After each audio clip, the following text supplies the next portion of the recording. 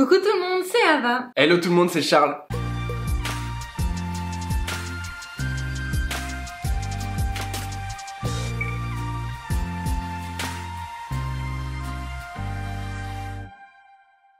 On espère que vous allez merveilleusement bien aujourd'hui. Nous particulièrement parce qu'on va refaire un dessert de chef, mais un de nos desserts préférés. Je sais, on vous le dit souvent, mais je crois qu'en fait on aime beaucoup la pâtisserie. Mais celui-là c'est vraiment un de nos desserts préférés. On s'est toujours moqué de Cyril Lignac qui disait à chaque fois d'un meilleur pâtissier, c'est mon gâteau préféré. En fait on fait pareil, voilà.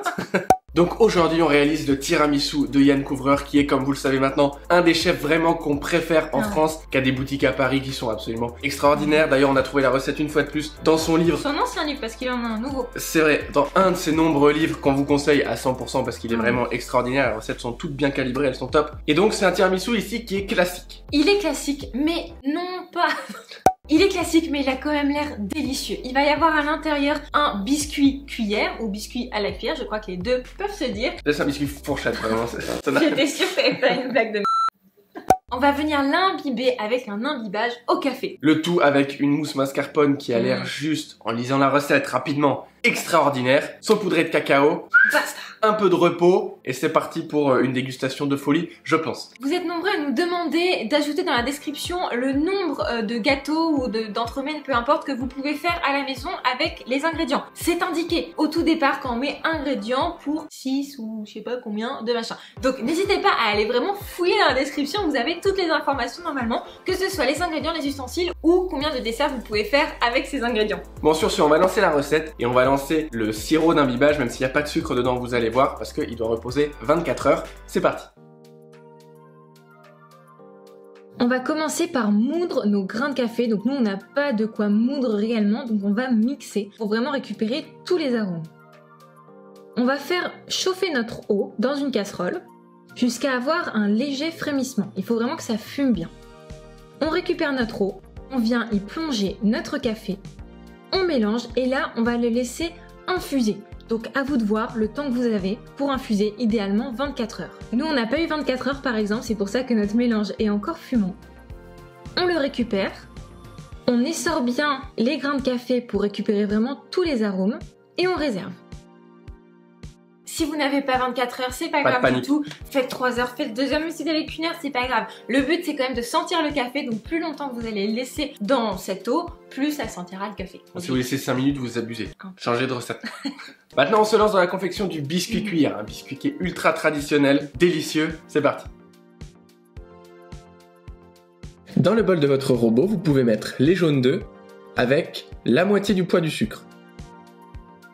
Et à l'aide du fouet, vous allez fouetter à pleine vitesse pendant environ 10 minutes. Le but c'est vraiment de faire mousser le mélange.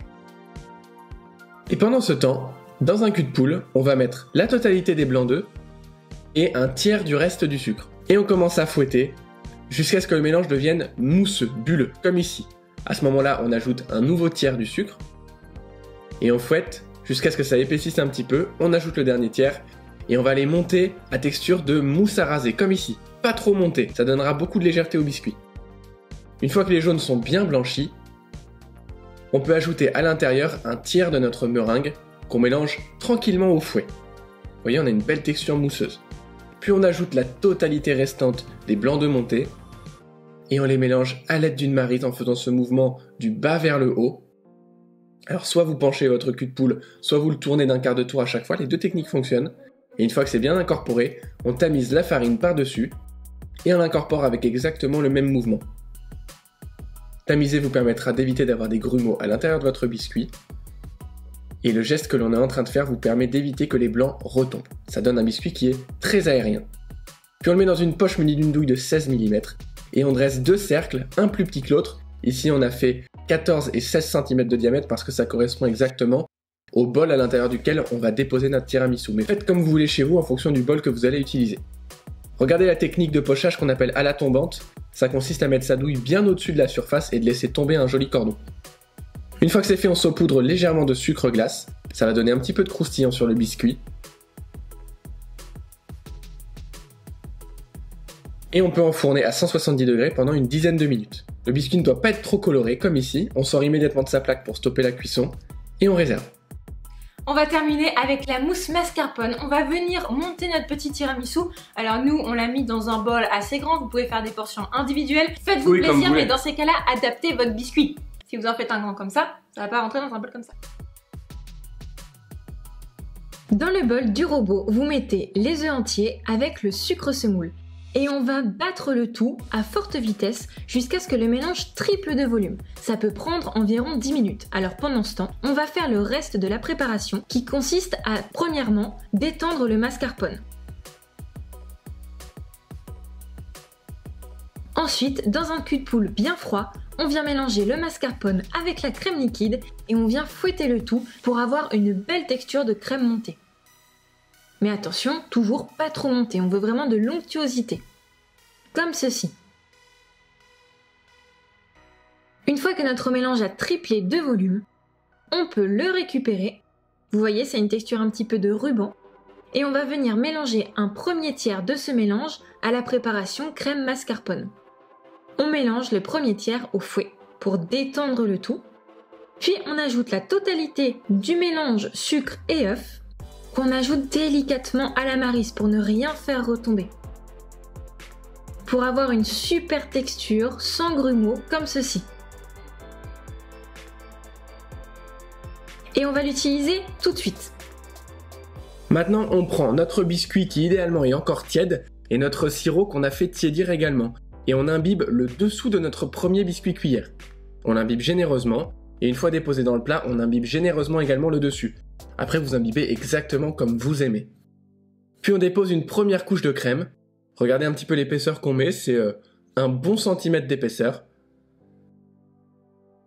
Avant de secouer légèrement notre bol pour aplanir totalement la surface de la crème. Puis avec notre deuxième disque un peu plus grand, on fait exactement la même opération. On imbibe en dessous et au-dessus. On a tendance à imbiber qu'au-dessus, mais c'est important d'imbiber au-dessus et en dessous. Donc vous le voyez, nos disques, ils ont les tailles parfaites pour notre bol, mais vous faites exactement comme vous voulez chez vous si vous voulez faire de l'individuel par exemple. Une fois que c'est imbibé, on ajoute la dernière couche de crème jusqu'à hauteur.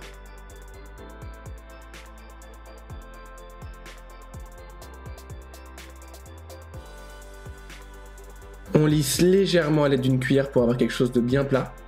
Si vous en avez mis un petit peu moins que nous, vous pouvez faire la même technique que pour le premier étage. Et on le laisse minimum 1 heure, idéalement 24 heures au réfrigérateur, avant de le saupoudrer de cacao à l'aide d'un tamis et de le recouvrir complètement.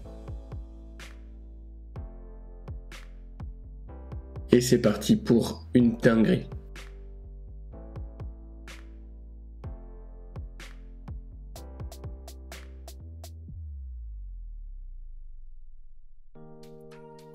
Bon, c'est parti, dégustation.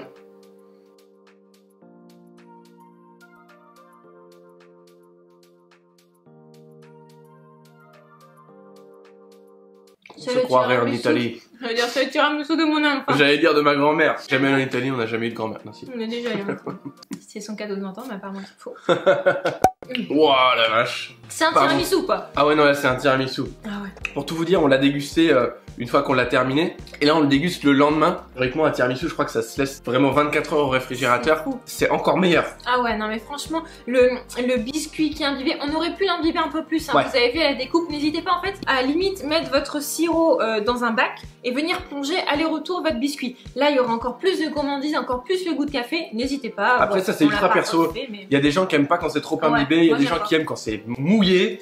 Ça, c'est à vous de voir comment vous préférez. En tout cas, vraiment, vous n'allez pas être déçus avec ce tiramisu. La mousse, elle est incroyable, la mousse. Le biscuit cuillère, c'est pas tout à fait la technique que nous on a l'habitude de faire. Mais c'est super intéressant. Il est super bon, super intéressant. Il gonfle énormément à la cuisson. Top de chez top. Et le sirop sans sucre fait que le gâteau, il est pas sucré du tout. Il est délicieux. Donc franchement, refaites-le à la maison. Il est simple en plus. Vous allez adorer. N'hésitez pas si vous avez envie d'aller un petit peu plus loin dans la compréhension du biscuit cuillère, pourquoi on fait cette technique, pourquoi on utilise ces ingrédients, allez voir dans la description de nos ateliers virtuels. Je pense maintenant que vous savez un petit peu ce que c'est, mais ce sont nos formations de pâtisserie pour vraiment pouvoir progresser, aller en profondeur et maîtriser l'art de la pâtisserie. Si vous ne savez pas ce que c'est, ceci dit, on vous mettra un petit lien en description avec une vidéo qui vous explique exactement ce que c'est. N'hésitez pas à mettre un pouce bleu en l'air si vous avez aimé cette vidéo, vous abonner et appuyer sur la petite cloche pour ne pas louper les prochaines. Mais on vous le rappelle, rappelle quand même, tous les dimanches à 11h et tous les mercredis à 16h. Au fait, avant de partir, si vous refaites la recette à la maison, n'hésitez pas à nous mentionner sur Instagram. Charles et Ava, on a hâte d'aller voir vos tiramisu. J'espère que vous allez partager des bons moments en famille en le faisant